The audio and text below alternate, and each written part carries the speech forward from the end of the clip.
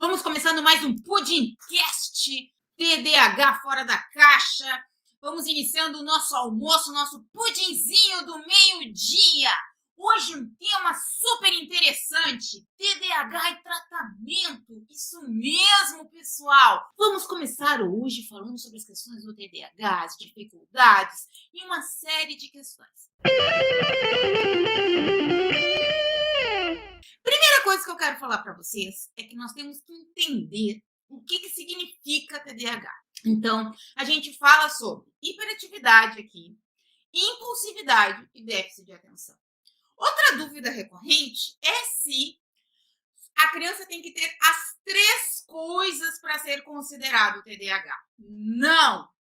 A criança pode ter somente impulsividade, somente hiperatividade ou somente o déficit de atenção. Então, quando a gente fala em tratamento, nós temos que a primeira coisa que nós temos que pensar previamente em analisar o que a criança está sofrendo. E aí nós vamos analisar a questão do conforto e desconforto. O TDAH não é uma doença. E agora eu vou falar para vocês. Não. O TDAH trata-se de uma síndrome. Isso mesmo. É um transtorno. É um transtorno que trata-se de uma síndrome, a qual a criança tem ela e vai permanecer com ela na sua vida adulta.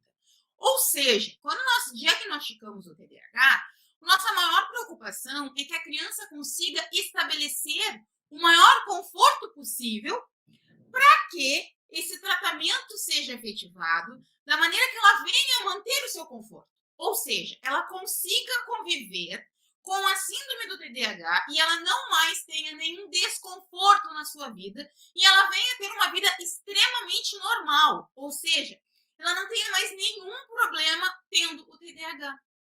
Basicamente isso. E ela consiga conviver normalmente com aquilo. Exatamente assim. Conviver normalmente com isso. Eu tenho TDAH. Minha vida é extremamente normal. Eu consigo ter uma vida com excelência hoje, porque eu consegui ver todos os problemas que eu tinha decorrente do TDAH, me adaptar à síndrome e, com isso, ter uma vida confortável diante da síndrome. E aí, quando nós vemos todas as questões problemáticas decorrentes do TDAH, nós vamos ver os problemas que a criança enfrenta, vamos tratar o desconforto vinculado à síndrome, para que a criança venha a ter conforto e, com isso, conviver com o TDAH e ter uma vida normal e, assim, até ficar acima da média. Por quê? Porque daí o que a gente fala quando é acima da média? Que é um bônus, né? A criança ela vai desenvolver as suas altas habilidades. A criança vai desenvolver o seu hiperfoco. Então, quando a gente fala de TDAH, nós estamos falando de hiperatividade, que é aquela criança extremamente agitada, não para um minuto, não para na cadeira, corre para todo lado, cai, se machuca com frequência, não tem noção do perigo. É aquela criança que muitas vezes os pais pensam assim, meu Deus, ele não está vendo que ele vai se machucar gravemente, né? Os pais correm atrás da criança, vive caindo, vive se batendo, não tem dimensão do espaço. Então, são problemas vinculados à hiperatividade. A criança não consegue parar. Já a desatenção extrema é a falta de concentração e foco. A criança não consegue estabilizar o foco e, por qualquer coisa, ela perde a concentração e o foco ao seu redor. E aí ela não consegue copiar a matéria, ela não consegue se concentrar. Qualquer barulho ao seu redor faz ela desconcentrar. Ela não se concentra sequer para brincadeiras que exijam que ela fique quieta por muito tempo. Ela não consegue ficar parada para assistir um filme que ela se sinta monótona. Ela não consegue fazer brincadeiras até mesmo. Isso é que chama mais a atenção da criança, né? Ela não parar nem para brincar determinadas brincadeiras que exigem ela ficar mais tempo parada, certo? Já a impulsividade, nós levamos ela como um resultado vinculado muitas vezes à agressividade, né? O que acontece? A criança ela tem ímpetos, né? Às vezes a gente diz que ela causa gafes, ela no falar, ela não se dá de conta que ela está causando um dano para o coleguinha. Ela fala sem pensar, ela age sem pensar. ela muitas vezes ela chega a ser agressiva na sua fala, ela sente raiva, ela explode muito facilmente. Ela às vezes chega e pum, bate a porta.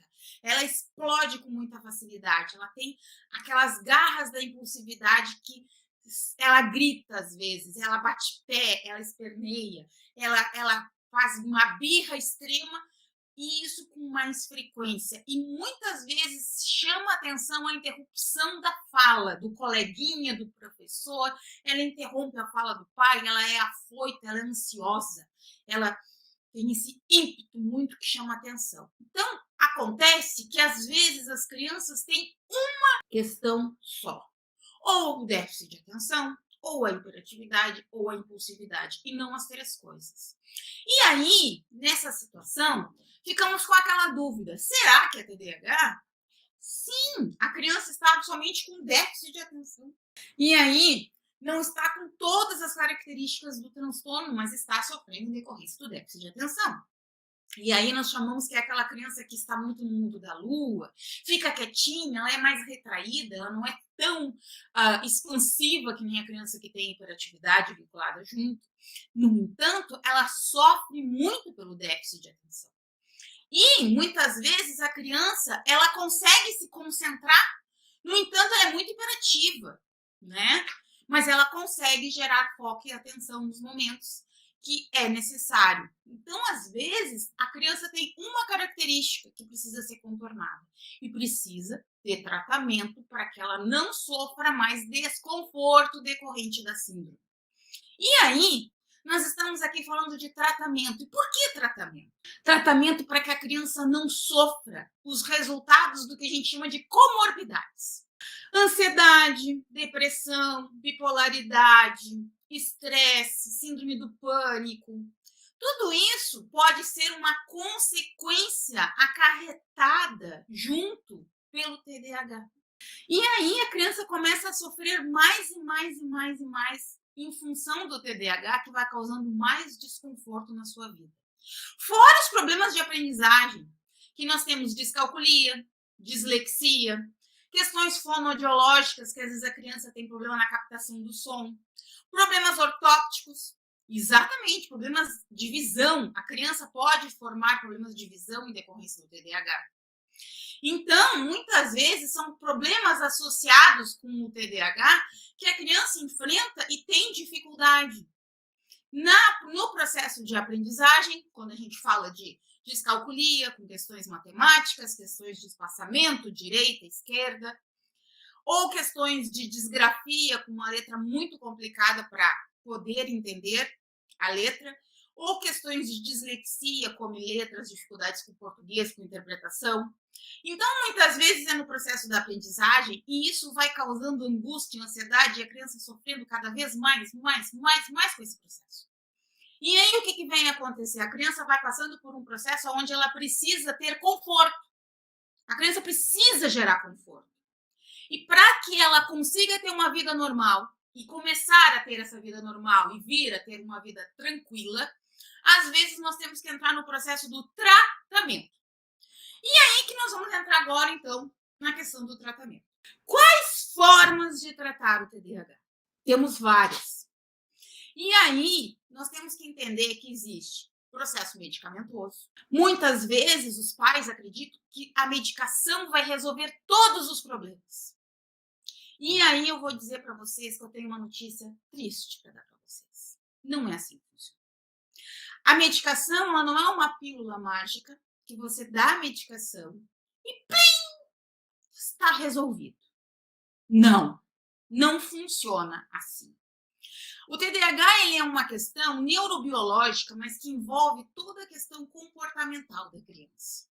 O lobo frontal, ele tem aqui, tá? Exatamente nesta região da testa, aonde a glicose não chega da mesma forma para as crianças que têm o desenvolvimento do TDAH.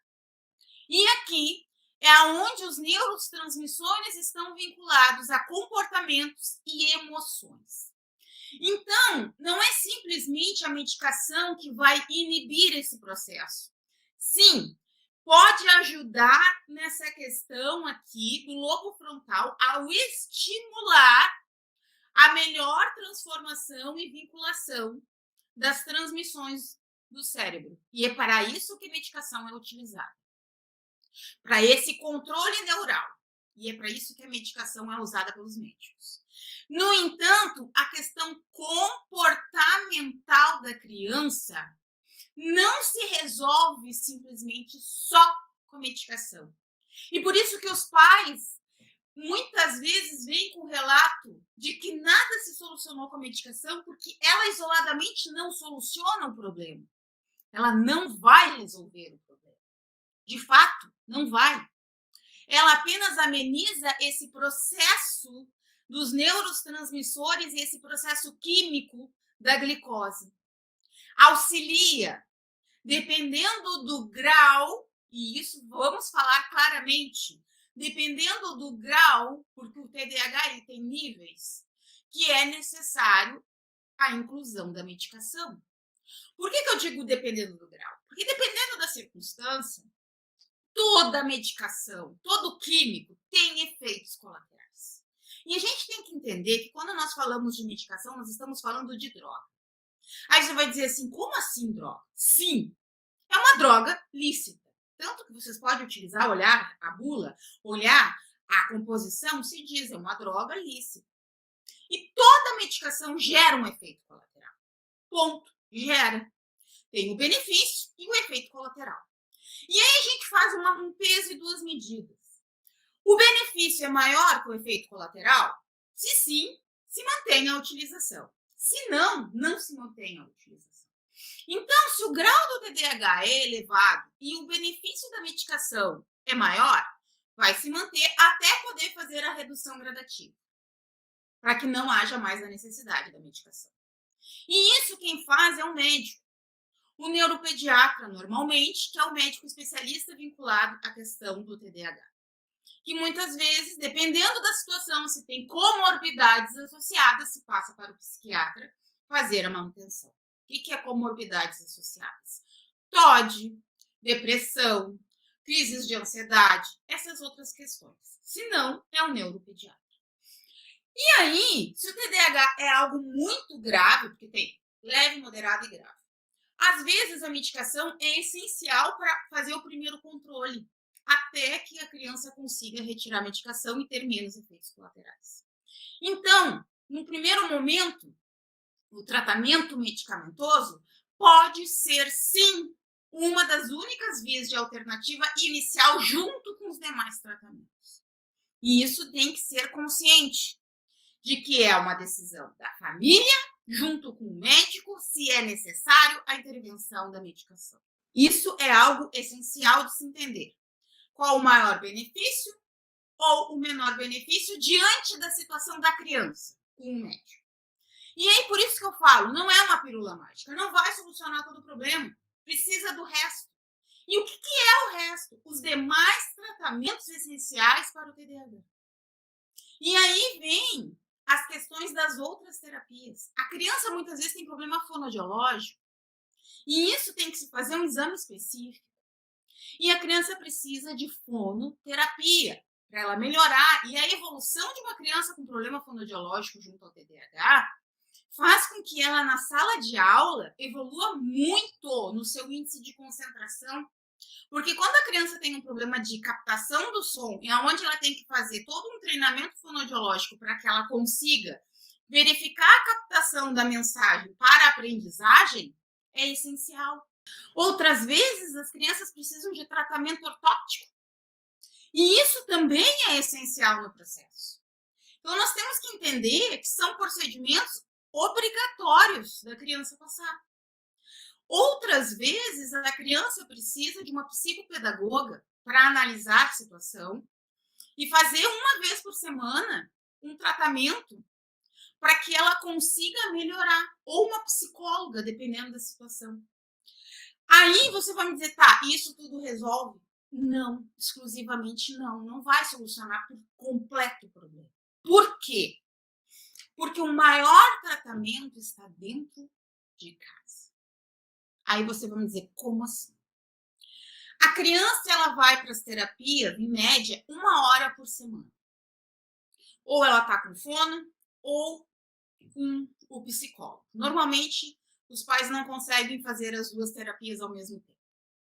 O médico, ela vai 1 vez por mês, no máximo 2 vezes por mês. E se ela tiver a terapia medicamentosa? Só que, na escola, ela fica no conjunto, enfrentando as suas dificuldades e os seus problemas.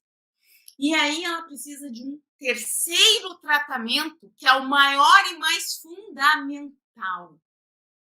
É o comportamental. É o tratamento natural. É o que faz com que ela tenha maior conforto. Aprenda a ter a sua vida na normalidade. Consiga voltar a ter a sua essência. Se reentender e se autoaceitar com o TDAH. E isso se dá pelo treinamento de mães, aonde faz com que a criança consiga voltar a ter plenitude junto ao TDAH. Treinando o hiperfoco. Primeiro ponto, começando a estabilizar o seu foco, que é o ponto essencial. Entender como se faz para que o foco consiga ficar concentrado. Terceira questão que nós temos que entender. Então, nós temos a questão medicamentosa, nós temos questão dos profissionais, fonoaudiólogo, ortóptico com oftalmo, ou a questão do psicólogo, psicopedagogo, e aí há terceiro ponto fundamental, que é os pais estarem treinados para lidar com as crianças em casa. Aqui vem a essência. E aqui vem a diferença. Porque se a criança consegue reestabelecer dentro do seu lar a harmonia e o entendimento, ela consegue equilibrar a sua essência. Porque, como eu disse, o TDAH não é uma doença que ela toma uma medicação e tem cura. Não.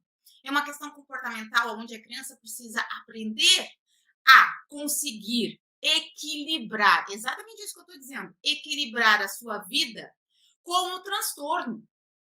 Ela precisa aprender a se adaptar com o transtorno, para no final ela conseguir ter uma vida de sucesso e conseguir ter os resultados todos que ela precisa. Os outros dias eu falei sobre notas, sobre boletim, como um resultado final da aprendizagem efetiva. Ela vai reaprender como ela funciona. E para isso, não adianta nós querermos ensinar a criança. Primeiro, nós temos que ensinar a mãe a lidar com a criança, porque é ela que fica em tempo integral com a criança. Não é o terapeuta, não é o médico. E lá na escola, a criança está convivendo coletivamente com os colegas. E os professores não têm condições de fazer isso com a criança do ambiente escolar. E lá elas têm que estar preparada para enfrentar esse ambiente. E quem vai preparar a criança para isso é a mãe, é o pai, é a família. Então, essa técnica é uma técnica comprovada pelos norte-americanos, pesquisas feitas em Harvard, pesquisas feitas na Universidade de Utah. Então, não é algo que veio do além, é algo comprovado. É uma metodologia comprovada que funciona, inclusive comprovada através das minhas alunas. Só que o que eu tenho para dizer para vocês é que o que vocês têm que entender é que isso é um tratamento. Isso faz parte do tratamento. É um tratamento efetivo, natural, sem efeito colateral e com resultado. Resultado que vem e traz algo aonde a criança consegue melhorar a sua aprendizagem, consegue se aceitar, consegue ter felicidade e consegue voltar a ter uma vida normal. Que é tudo que os pais querem.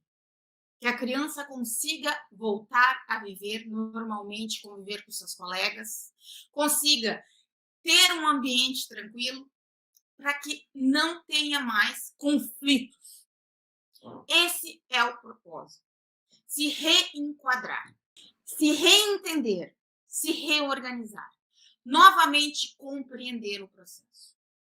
Para isso, é essencial passar pelo processo de aprendizagem, aonde a mãe compreende como funciona a criança, o TDAH, o que ela passa, por que ela passa por aquilo. E assim se reajusta, se realinha as emoções. É um tratamento que não cria efeitos colaterais e funciona. Aonde a gente aplica o hiperfoco, a criança começa a se desenvolver na aprendizagem, a criança se reorganiza, a criança consegue se reorganizar internamente e a família começa a viver em harmonia. Então, isso tudo que eu queria falar para vocês é que muitas vezes nós ficamos procurando pílulas mágicas, algo que seja um plim de passe de mágica. Não. O TDAH é algo para ser visto de uma forma séria e que traz danos sérios se não forem tratados na sua essência. Porque muitas vezes os efeitos vêm lá na fase da adolescência, na fase da vida adulta, com crianças que não são tratadas de forma correta. Aí vem o uso de drogas, uso de álcool, problemas sérios emocionais, depressão grave, ansiedade, crises emocionais, agressividade, problemas graves que são consequência da ausência real do tratamento do TDAH na sua raiz. E às vezes nós precisamos entender que nós precisamos cuidar com muito amor dos nossos pequenos. Muito amor. Então, eu espero que eu tenha falado para vocês toda a essência dos tratamentos e como nós trabalhamos cada um dos tratamentos. E que não é algo assim que um tratamento anula o outro. Não. Nós juntamos um processo do todo. E isso traz o resultado efetivo dos nossos pequenos. E assim eles vão ter plenitude, felicidade, sucesso. Porque às vezes a gente quer algo imediatista. Muitas vezes a gente acha que o sucesso está numa nota 10 de hoje. E não. O sucesso está em eles realmente não serem mais humilhados na escola, não sofrerem mais bullying, conseguirem conviver com amigos, terem um ambiente saudável, conseguirem estar dentro de casa sem briga, não discutindo mais, conseguindo fazer as tarefas, enfrentando os desafios diários, conseguindo ter harmonia, um lar tranquilo, conseguindo fazer as suas leituras, enfrentando os desafios da matemática, conseguindo entender que cada dificuldade superada a cada dia é avançada e ali eles têm uma vitória. Entender que eles podem sim e são capazes de fazer tudo aquilo que eles desejarem. Que eles não são incapazes. Que o TDAH não é incapacitante. E que sim, é possível vencer os desafios diários do TDAH. Porque muitas vezes o que fica na mente da criança é que ele só não pode, não consegue, nada dá. E a partir do momento que nós aplicamos que a criança com TDAH, ela é capaz, ela pode, nós damos para eles uma confiança, nós geramos nele um processo de confiança. E eles começam a acreditar em si mesmos. E isso é um processo natural, muito importante. E é extremamente importante nós acreditarmos de que é possível vencer as barreiras do TDAH. Hoje, estou feliz de estar aqui falando com vocês de que é possível vencer as barreiras do TDAH no Dia Mundial de Conscientização do TDAH. Hoje é um dia especial. Sei que muitas vezes, lá atrás, quando eu falava sobre o TDAH, pouco se falava sobre o tema. Hoje eu fico feliz que muita gente fala sobre o TDAH. Hoje eu fico feliz que as mídias falam mais sobre isso. Quanto mais se conscientizar, melhor. Porque a nossa população brasileira, eu não me canso de falar os índices, ainda tem pouca gente diagnosticada. Afinal de contas, segundo a Organização Mundial de Saúde, nós temos uma média aí de 5% da população, de 4 a 5% da população que tem TDAH. E no Brasil, nós temos menos de 18% diagnosticado. Então, a gente quer dizer que a cada 10 crianças, mais ou menos 2 crianças têm diagnóstico e tratamento correto. Então, nós temos que entender que é um número muito alto de crianças sofrendo nas escolas, de crianças passando por dificuldades, de crianças que ainda estão enfrentando a luta para ter um diagnóstico, um tratamento correto. E cada dia que eu venho aqui e falo sobre todas essas questões, é uma mãe mais buscando o diagnóstico, é uma mãe mais indo no médico, é uma mãe mais buscando um relatório. E o meu trabalho é de conscientização. E nesse dia hoje, eu espero que mais e mais e mais pessoas estejam sendo conscientizadas da importância de buscar o tratamento, porque isso faz adultos mais saudáveis, menos suicídio, menos pessoas sofrendo, com dores emocionais, com dores físicas, inclusive. E isso significa a qualidade de vida de adultos de amanhã. A minha luta é com as crianças de hoje, para que amanhã nós tenhamos menos sofrimento dos adultos. Se hoje eu batalho pelas crianças, é para os adultos do futuro. Sei que tem adultos sofrendo, mas eu falo com mães porque eu invisto hoje nas crianças. E mesmo assim a gente acaba tratando mães adultas, né, com TDAH subdiagnosticado. Eu sempre trato mães que têm TDAH junto com as crianças. Então, querendo ou não, a gente está tratando adultos TDAH. Mas eu falo muito de crianças porque eu penso no futuro. Eu penso num futuro onde a gente vai ter menos diagnósticos de doenças associadas, de comorbidades, se nós conseguirmos fazer efetivamente um tratamento bem feito na base, onde as crianças venham a ter menos sofrimento emocional possível. Sei que nós não conseguimos colocar os nossos filhos numa bolha, mas nós podemos fazer com que eles sofram o menos possível os efeitos colaterais do TDAH. Espero ter ajudado vocês hoje. Um grande beijo.